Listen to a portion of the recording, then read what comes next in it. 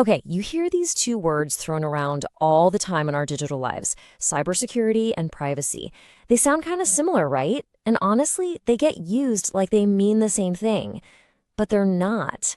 They're two totally different ideas, and as we're about to see, getting them mixed up can be a really big deal. So let's just get right to it and ask the big question that's probably on your mind. Aren't they basically the same thing? It's a super common assumption, and in this explainer, we're going to pull them apart and show you why they're different. So let's dive in. Right, so even though cybersecurity and privacy are absolutely connected, they have fundamentally different jobs. Here's the simple way to think about it. One is all about protecting your data, and the other is all about respecting your data. And confusing the two isn't just a minor slip-up. It can have some pretty serious consequences. To really get the difference, let's start with cybersecurity.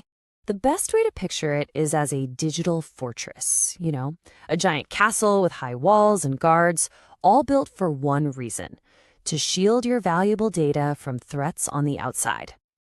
So, at its heart, cybersecurity is all about defense. It's the hands-on, active job of protecting all our digital stuff from anyone who has no business seeing it.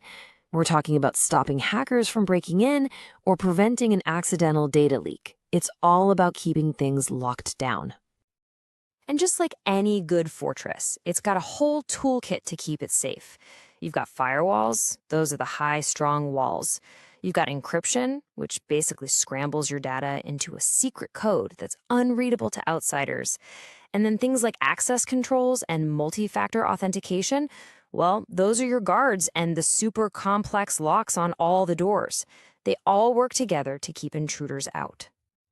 Okay, so if cybersecurity is the fortress itself, then what in the world is privacy? Well, privacy has nothing to do with the walls. It's all about the rules for what's allowed to happen inside those walls.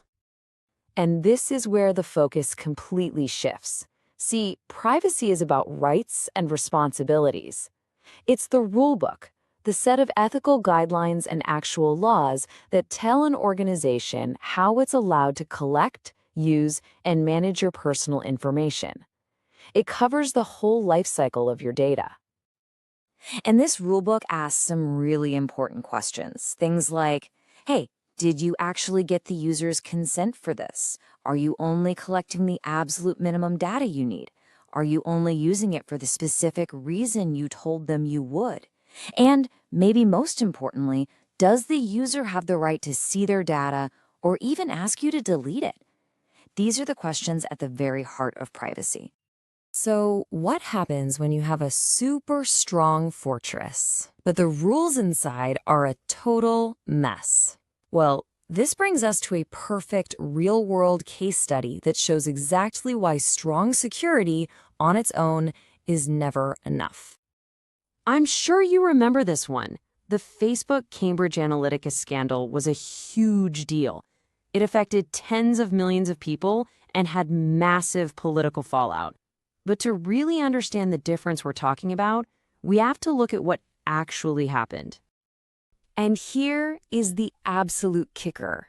There was no hack, no security breach, no shadowy group of hackers broke through Facebook's defenses to steal this data.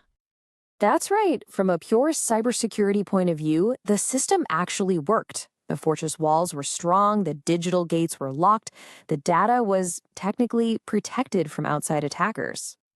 The problem wasn't the fortress, it was what was being allowed inside. The platform's own policies, its own internal rules, let third-party apps collect enormous amounts of user data.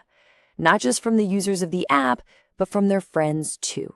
And then that data was used in ways that nobody ever consented to. The rules were broken. So let's be crystal clear. This was not a cybersecurity failure. It was a catastrophic privacy failure. It was all about the misuse of data that was collected legitimately, not the theft of it by an outsider. And that right there is the difference in a nutshell. So you see, to build any kind of real trust in this digital age, you have to have both. You need the technical protection to keep the data safe, and you need the ethical respect for how that data is used.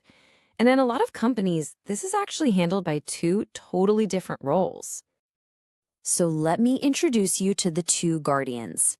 On one side, you've got the CISO, the Chief Information Security Officer.